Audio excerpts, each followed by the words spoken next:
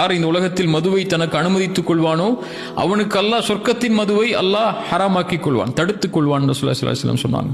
3 முறை ஒரு மனிதனுக்கு வாய்ப்பு கொடுக்கப்பட்ட பிறகும் மதுவை மீண்டும் மீண்டும் அவன் அருந்தி 3 முறை பாவ மன்னிப்பு கேட்டதற்கு பிறகும் மதுவை அருந்தினால் அல்லாஹ் நரகவாதிகளுடைய ஷீலை அவனுக்கு கொடுப்பதற்கு அல்லாஹ் தன் மீது கடமையாக்கிக் கொள்கிறான் ரசூலுல்லாஹி ஸல்லல்லாஹு அலைஹி வஸல்லம் சொன்னாங்க.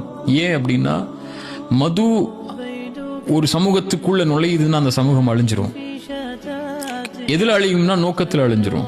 அந்த சமூகத்துக்கு ஒரு நோக்கம், ஒரு குறிக்கோள், ஒரு லட்சியம், ஒரு நீதிக்காக, ஒரு அநீதத்துக்கு எதிராக போராடக்கூடிய எந்த குணமும் அவனுடைய உள்ளத்தில் இருக்காது. எதுக்கு வாழ்றோன்னே தெரியாம ஆயிடுவான்.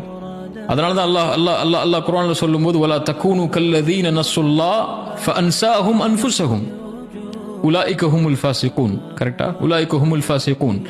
நீங்க அல்லாஹ்வை மறந்தவர்கள் ஆகிராதீங்க, ஆயிட்டீங்கன்னா உங்களையே நீங்க மறந்துடுவீங்கிறான். இப்ப அல்லாஹ்வுடைய கட்டளையில அல்லாஹ் தடுத்த இந்த விஷயத்தை எவன் ஒருவன் செய்ய ஆரம்பிக்கிறானோ, எந்த ஒரு சமூகம் செய்ய ஆரம்பிக்குதோ அந்த சமூகம் தன்னையே மறந்துடும். உலாயிக ஹுமுல் ஃபாசிகூன். அவங்க தான் பாவிகள் அல்லாஹ் ரப்புல் ஆலமீன் சொல்றான்.